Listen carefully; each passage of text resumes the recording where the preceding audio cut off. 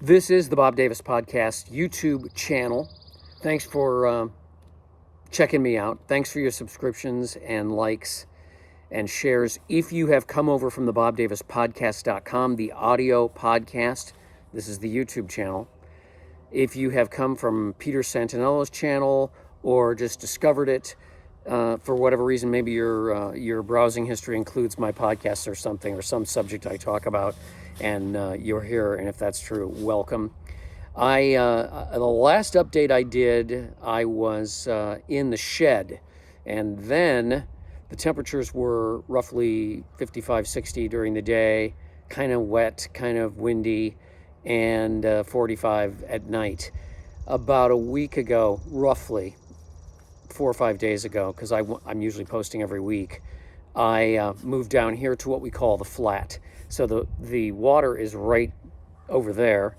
It's kind of a cloudy day. It's not very dramatic or impressive, so I'll wait for a sunny day to do another update. But this is pretty much the campsite down here, and it's a whole different thing. I just put up a podcast entitled Nomad Travel Plans Change Again. Because so often when we make travel plans, I forget which podcast it was. I put a link to it in the blog at thebobdavispodcast.com after I did the podcast.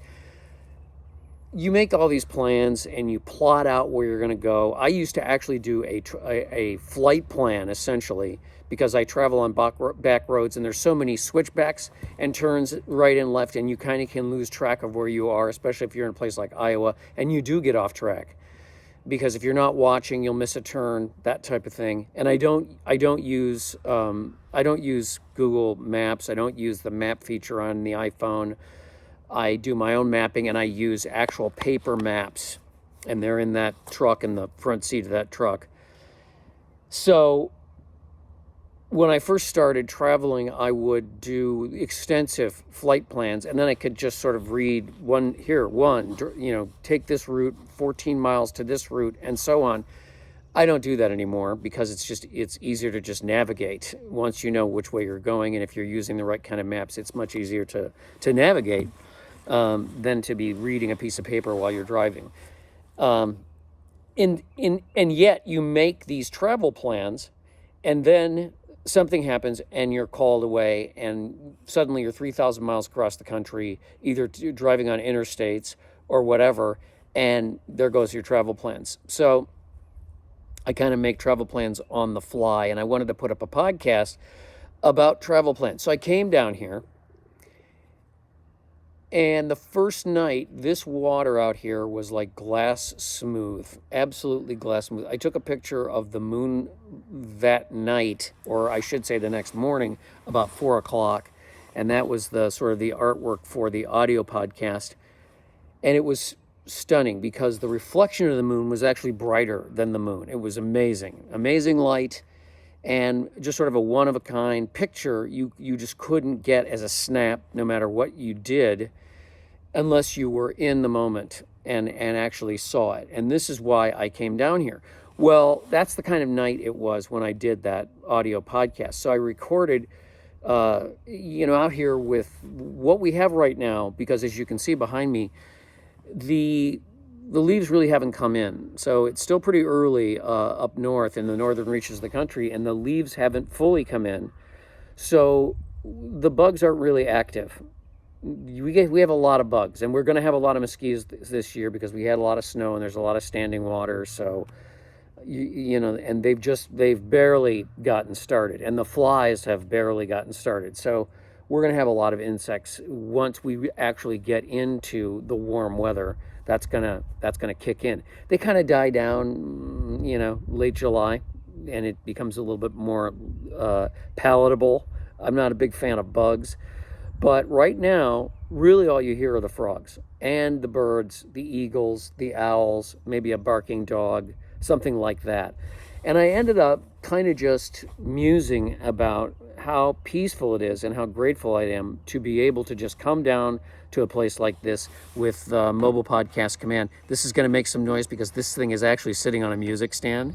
So there's the truck over there, and this is the general sort of area that we're in. And you'll see more of this, and I will wait until we have a sunny day. This has been a completely overcast day. It's about 80, so it's been a beautiful day, but it is not a good day to have really great shots, video shots of the wonderful surroundings. And also the water is more slate gray right now, which is not dramatic enough for video, and it's not shiny and mirror-like. And in the last couple of days, it's been literally mirror-like. So I ended up talking about capturing this experience out here late at night with the fire going. Fire's right behind me, or right in front of me, depending on where I was recording that particular one. And this is podcast 1099, and it's available at the bobdavispodcast.com. I'll put links in. And it wasn't until the second half of the podcast, it's about 30 minutes long. All of my podcasts are roughly 30 minutes long, that I got to the travel plan thing. And at the end of the day, the travel thing is a ploy to get you to listen to the podcast. We all like to make travel plans, and I do. I have quite a travel plan because I have to go over to New Hampshire to see friends in Manchester, and then I have to go to a wedding in Portsmouth. And so I'm going to be heading over to Maine and New Hampshire, Vermont, and I was there about 2 years ago. Really had a great time. Upstate New York especially. I do have to run through upstate New York because I bought a power station from the Campulence Man. I'll show you. I'll put links up to the Campulence Man. The Campulence Man is someone I would recommend if you need to know what kind of a power station to buy or something to that effect. The Campulence Man is your guy. And I bought a power station from him, and I had to come up here because I had a family emergency, and I wasn't able to get possession of the thing. And I said, just ship it. And the shipping absolutely turned into a nightmare. I could do 2 podcasts, and I'm sure he could, about the insanity of these requirements for shipping things like lithium-ion batteries through any logistics company, FedEx, UPS, or whatever. So I just said, take it with you when you come up, and I'll pick it up. So he's in New York State. I think he's somewhere in upstate New York, and I will pick up the power station when I roll through New York State, and I'm pretty excited about that. I can run some tests, and I can try it out. And what's cool about that is it's going to solve a lot of problems, because I really don't want to put solar on that vehicle. And if you have been listening to me, you know that I'm in the middle of trying to decide what I want to do if I decide to get a new rig. This thing is still solid. I just had mechanics look at it, and they were like, it's really clean. It runs great. You don't really have any problems. There's a couple things we have to do. There's a little oil manifold pump right over the oil filter that's kind of aging, and it's starting to seep. We have to pull that off and put a new one on. We have to replace a sensor, in the a brake ABS sensor in the back. And there's some other things that have to be taken care of before I hit the road again. And I talk about that in the podcast. But the main thing was the gratitude for the solitude, and a surprise for me. So, this is a campsite, and I like luxury as much as anybody else. And that cabin up there is pretty awesome. The shed was awesome. But I just didn't feel that comfortable. But when I got down here and I got my fire going, I got my campsite, I got all the stuff that I usually have in the desert, I just felt super at home. And I was really surprised at how much better I felt once I got out. And I came to the conclusion that I would rather live outdoors, rather live out here in this kind of an arrangement than be inside. I've gotten so used to basically camping. And as I told everybody, I make all my food, I make all my dinners and everything on the campfire. So I cook on the campfire, I bake on the campfire, I make steaks on the campfire, I mean stew, chicken breasts, whatever you want, I can make either in the Dutch oven or just on a regular skillet. And I can cook in a kitchen. It's not like I can't cook in a kitchen, but after a while you find out you don't need a kitchen. You cook over an open fire. You want a baked potato, you wrap it up in aluminum foil, throw some oil or butter in there, throw it in the fire. You got a perfect baked potato in 25 minutes, especially if it's a hot fire. That's amazing to me. And it's amazing to me how used to a person can get to this experience once they're used to it. Once they do it for a while, it's amazing how that becomes your sort of reference point for feeling content. And I sat out here, and I'm nocturnal, so I sit up all night. I mean, I don't go to bed really until the sky starts to lighten over there to the east. Well, the east is that way, but west is that way. I usually don't get to sleep until 3 or 4 o'clock, and of course this time of the year it starts to get lighter at about, by June it'll be early 3:30, 4 o'clock. It starts to get light, and it's just an incredibly peaceful, wonderful experience. And everybody's up at the cabin, so the cabin's about 300 yards that way up a hill, and everybody's over there. There's all kinds of stuff going on. There's people blowing leaves and fixing and putting up light fixtures and doing all these things, moving furniture in and out and so forth. And I help, but at the same time I come back down to the lake and feel immediately at home. And in that vehicle I feel completely at home, because of course those are my, how you doing? Those are my four walls, the inside of Mobile Podcast Command. So it doesn't matter where I am. If I'm in a Cracker Barrel parking lot or a Walmart parking lot or a Flying J or a Love's or a TA truck stop, Forest Service campground, national park, whatever, this is actually home. And that's the cool thing, because wherever you are, you're home. Literally bringing truth to the statement. Wherever you are, there you are. Right? And that's really what I talked about in that podcast. The other thing that I talked about in that podcast was the difference between video and audio. Not a value judgment. They really do different things. Video, even in this format, video does something different from audio. I'm a good audio editor. I could be a good video editor. I just don't want to take the time. So these are presented, these little, video notes, which are designed to promote my podcast, available at the bobdavispodcast.com, including the very last podcast 1099, which is about travel plans. That's what these videos are for, and they're pretty much, they are. There's no editing. So if I cough, or if I clear my throat, or if I'm struggling to figure out what to talk about, or if I'm saying "and" too much, whatever, that's not going to be edited out. But video is much different in the way it's consumed, in the way people feel when they're watching it, versus audio. And what I recorded that night, you could not get on video. Again, that forest behind me, pitch black, literally ink black.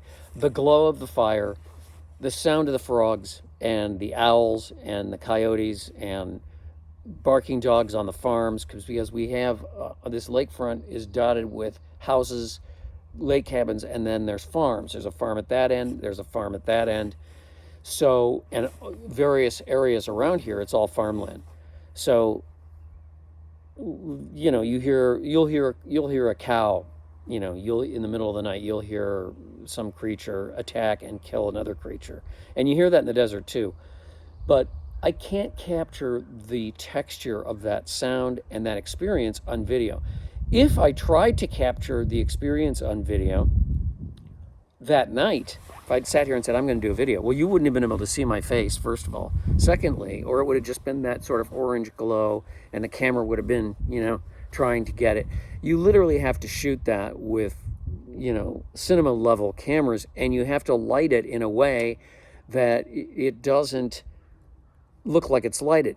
I hate those movies where you're watching a movie and they go into the forest and the forest is lit, and it's like the lights are shining on the trees, but it's supposed to be midnight and they're having a fight in the forest, and it's like, this is not realistic.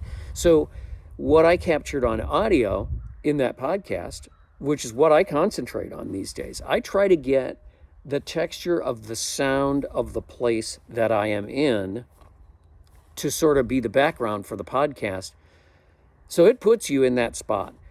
Somebody commented on YouTube, hey, I saw that you did a video on Pete Buttigieg, who is a former candidate for president and the current transportation secretary. Do you like that guy? And I said, well, first of all, I don't talk about politics, but from 2014 to 2020, I kind of traveled the country going to news stories. I covered the pipeline protest. I covered the Republicans in 2020, and I covered the Democrats, or the Republicans in 2016, and I covered the Democrats in 2020. And what I would do is, so when you go to Iowa, all these candidates are running around, and if there's, in 2016, I don't know, there were 10 or 11 Republican candidates. In 2020, there were about the same number of Democrat candidates. So I go with the energy of where the candidates were. And what I would do is I would go to these events, and I would record a lot, and I would sort of build it all into a soundscape and then lay the presentation from the candidate on top of that and edit it in such a way that you were brought into the experience. So if you put headphones on and closed your eyes, I would describe the place, and you would be transported into this place where there was this political thing. And I responded, which I don't care, Democrat, Republican, right, left, up, down. I that's not what I do anymore, and I don't care about it. And so I've left those podcasts up because I'm not going to take a bunch of podcasts down. So, from podcast 59, podcast 1 all the way up to last podcast I did right before I went out on the road in 2020 permanently. Because as I said, I found that the experience that I was having traveling carried a lot more positive energy and interest than the experience of talking about politics. Again, I don't know why I brought that up. I guess I brought it up to say that that's when I started to, and I always was interested in sounds, the ambient sounds around the microphone, but that's when I really started to work on that. You couldn't capture what I captured out here and the feeling of what I captured out here and the way that I talked, because I was whispering because it was cold. It was quiet. You couldn't capture that with video. It's impossible. Video does something else. And I spent a while talking about that in that podcast because I think it deserves some attention, because we tend to get almost a lot of information from video. And we tend to believe what we see on video, but we experience audio products, podcasts, books on tape, interviews with people. For example, Shelby Foote is something you want to listen to rather than necessarily watch, because he has this mellifluous Southern voice. So there's C-SPAN book notes videos on YouTube of Shelby Foote, the guy that wrote the Civil War series. I turned the video screen upside down and just listened to the thing, because it's his voice, it's the way he sounds. That's kind of what audiobooks on tape, audiobooks on over the internet, or Audible, or podcasts do. They take you in because it's a one-on-one experience, whereas video is different. These days, there's a lot of production, a lot of cuts, and a lot of music, and a lot of things like that. I think if I was going to do video, I would probably not have as many cuts and not a lot of music, unless it's more ambient, and unless it, so you have an experience of going into a situation and experiencing that situation with your eyes and less with your ears. When you listen to a podcast that's been produced properly and you're put in a place to be told a story, then it's a different kind of experience. And I started out by saying, I'm gonna set the stage for you. And it's amazing how few words it takes to describe a night, a warm night with a moon and an absolutely still lake. That's really all you have to say, because you can hear it behind you. So I hope people go find that podcast and follow the links in the description box or wherever it is, this side or over here, or this side or over here, to experience that podcast. And other than those things, there wasn't really earth-shaking. There wasn't anything really earth-shaking about that particular podcast, other than then we got into these travel plans, and I talked extensively about backroads travel. I am a backroads guy. I don't like interstates. And I'm old enough to remember when the interstates were relatively new and when families traveled on the interstates because they couldn't believe how fast they could get from Dubuque to Memphis, I find the interstate antiseptic, and I find the experience of the United States different on interstates. You're not really seeing the country when you travel across the country on interstates. But when you go back roads, so that is, National Highway System was the first freeways. These were Route 8, Route 66. That was a thing called the National Highway System, which they built starting in roughly 1918. And it was built originally for 1920s and 30s cars, and then they've obviously widened them and so forth. I do a lot of county roads, a lot of state roads, a lot of national highways. So, National Highway 30, National Highway, 50, National Highway 6. And then state and county roads or even back roads, literally, sometimes dirt roads, because you really see the country. I'll give you a good example. I don't think it's Holtville, California. It might be. But somewhere in there's a hot springs. So this is in Western California. There's a hot springs. Everybody goes to the hot springs. And then there's a long-term visitor area there that people camp at. You can't camp at the hot springs. And it's a nice hot springs because it's basically a pool, but the water is the water that comes out of a hot springs. There's a town there to go get groceries, and I don't know if it's called Holtville. I can't remember. I did a podcast, but Holtville, I did a podcast about it. But if I say California to you, you think about Silicon Valley, you think Palo Alto, you think San Francisco, you might think homeless in Los Angeles or San Francisco. You don't think about this little town in Western California, Eastern California, that half of it burned during the forest fires in that area a few years ago, and it's really having a hard time. If I say Illinois to you, most people will think about Chicago. They might think about St. Louis, but mostly they'll think about Chicago because St. Louis is in Missouri. But Illinois is dotted with classic small agricultural towns, and southern Illinois, particularly deep southern Illinois, is more Kentucky than it is associated with Illinois. The middle part of the state, around Cairo,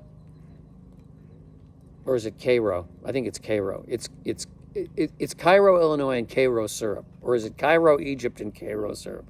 Anyway, that's along the river there. I don't even remember what the river is. I think it's the Rock River, but I could be wrong. I don't know. Maybe it's the Illinois River. My friend Steve would know. That part of the state is just black dirt, and it's absolutely flat, especially the further north you go.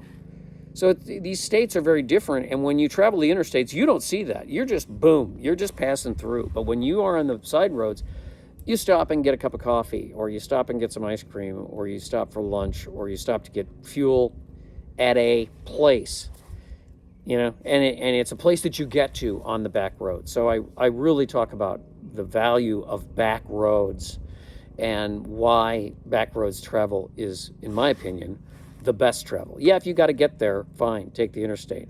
But the other thing is you can angle down. So you can angle down across the United States instead of doing these square turns, which cost fuel. So it takes longer because you're driving slower, 55, 45, but you don't use as much fuel. A, slower speed. B, you're not making these square turns where you're kind of going out of your way 60 miles and then turning and coming this way. You're able to go like this to get down. So that's what I talked about in podcast 1099. And this is a video reminder that podcast 1099 is up.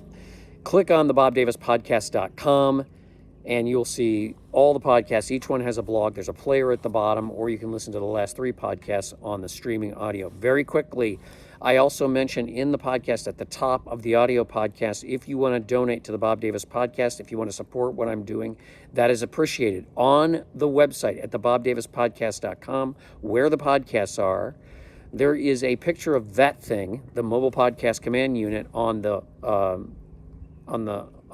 right-hand side of the column at the website.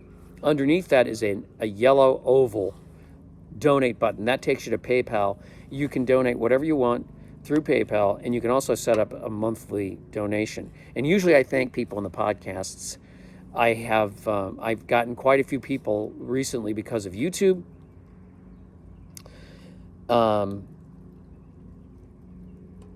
And also people who listen to the podcast have been donating. I appreciate that's helpful for support. So we'll talk more about that in future podcasts, but that's it. It's starting to rain out here a little bit.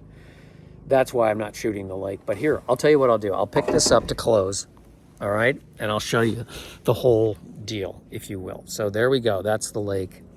You can see why I said it's just slate gray. It's really nothing to write home about right now. But we have beautiful, beautiful sunsets. And then behind me, I got the fire ready for tonight. And I'm ready to go have some tacos. So, bye-bye.